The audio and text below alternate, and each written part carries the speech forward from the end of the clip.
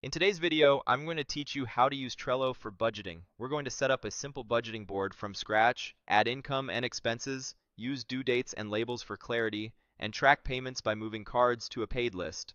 Follow along, and you'll have a clear, visual system for your monthly money flow. Start by opening Trello in your browser.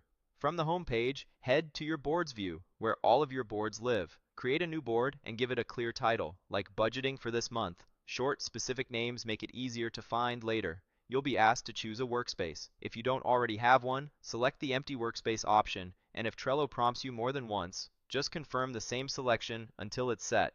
Next, set your board's visibility to private so only you or your invited collaborators can see it. Pick a background that's calm and readable. High contrast helps you scan numbers quickly. When everything looks good, click. Create to open the fresh board. Now, set up the structure that will guide your budgeting. Create 3 lists across the top: income, expenses, and paid.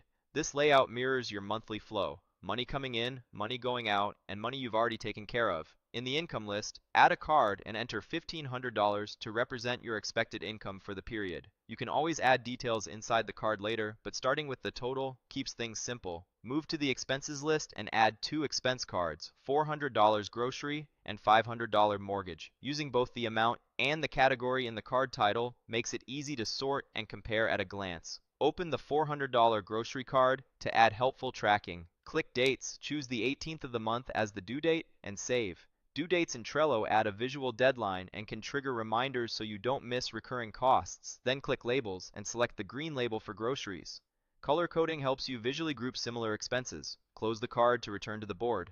Next, open the $500 mortgage card. Click Labels and choose Red to mark it as a critical, fixed bill. Then click Dates, pick the 31st as the due date, and set a reminder. Choose 1 day before to start, then switch it to 2 days before, and save. That way, you get a nudge with enough time to move money if needed. Close the card to get back to your main board. As payments are handled, mark them complete and move them to paid to keep your board clean and accurate.